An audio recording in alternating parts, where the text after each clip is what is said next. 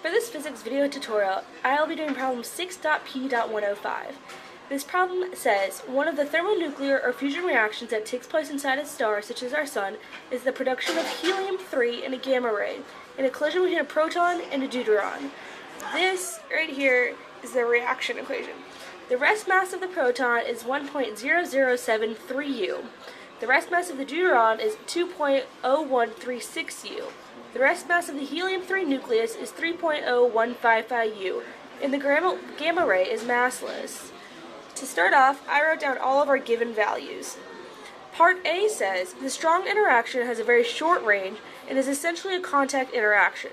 For this fusion reaction to take place, the proton and the deuteron have to come close enough together to touch. The approximate radius of a proton or neutron is about 1 times 10 to the minus 15 meters. What is the approximate initial total kinetic energy of the proton and the deuteron required for the fusion reaction to proceed in joules and electron volts, where 1 electron volt is equal to 1.6 times 10 to the minus 19th joules? To start off this problem, we have the energy principle E final is equal to E initial. To do this, we have U initial plus K initial is equal to U final plus K final. From there, we are able to cancel out U initial and K final because those values are equal to 0. And so we have K initial is equal to U final. Using our given equation sheet, we can find out that K initial, which is equal to U final, is equal to 1 over 4 pi E naught times Q1 Q2 over R, where Q1 is the charge of the deuteron, Q2 is the charge of the neutron, and R is the radius of the two nuclei. For the radius, we treat the deuteron as having a radius of about 2 nucleon radii, which is equal to approximately 2 times 10 to the minus 15 meter, which means that their particle centers then come within a distance equal to the sum of their radii, which is 3 times 9, 10 to the negative 15 meter. So from here we have K initial is equal to 1 over 4 pi E naught times Q1 Q2 over R. 1 over 4 pi E naught is given as the energy constant, and Q1, Q2, and R are found through the calculation and are given values. So we found R, and we were given the charges of the deuteron and the proton.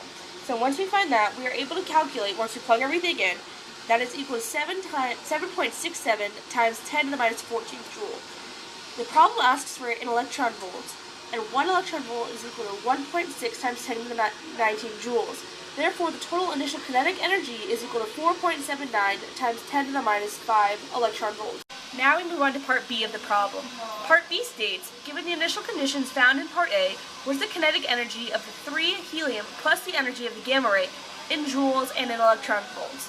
So, first thing we need to do is realize that the total energy of the system is the sum of the rest, potential, and the kinetic energies. So E total is equal to U plus E rest. We solve for U, which is potential energy, in Part A, as 7.67 times 10 to the negative 14 joules. E rest, we can figure out, is equal to the rest energy of the proton plus the rest energy of the deuteron. The rest energy of the proton is equal of the mass of the proton times c squared, and the rest energy of the deuteron is equal to the mass of the deuteron times c squared, where c is equal to the speed of light, and m is equal to the mass, which was given in the initial part of the problem. So, plugging in those numbers, we realize that E rest is equal to 4.6 times 10 to the negative 10 joules. The sum of both of these energies yield E total. E total is then equal to 4.62 times 10 to the negative 10 joules. The kinetic energy of the 3 helium and the energy of the gamma ray will be the total energy minus the rest energy of the system. Also for this, there is no potential energy. So, we have the kinetic energy of the helium is equal to the E total minus E rest of the system. And once we plug in those numbers, which we just solved for, we get 0.01 joules. The problem asks for an electron volt, and so we convert it into electron volts, where 1 electron volt is equal to 1.6 times 10 to the negative 19 joules. So we get that the kinetic energy of the 3 helium is equal to 6.24 times 10 to the 16 electron volts. Part C of this problem states the net energy released is the kinetic energy of the 3 helium plus the energy of the gamma ray found in Part B, minus the energy input that you calculated in Part A. What is the net energy release in joules and in electron volts? Note that you do get back the energy investment made in Part A. In order to solve this part of the problem, we need to realize that the net energy release will be the answer that we got in Part B minus the answer that we got in Part A. The net energy in joules would be 0.01 joules minus 7.67 times 10 to the negative 14 joules, which is approximately equal to 0.01 joules. The net energy in electron volts is the answer that we got in part B minus the answer that we got in part A, which is 6.24 times 10 to the 16 electron volts minus 4.79 times 10 to the 5 electron volts, which yields approximately 6.24 times 10 to the 16 electron volts. Part D asks, which of the following potential energy curves in figure 6.76 is a reasonable representation of the interaction in this fusion reaction? I'm not going to draw all 4 graphs, but I did draw the correct graph, which is graph 3. Curve 3 is the best representation.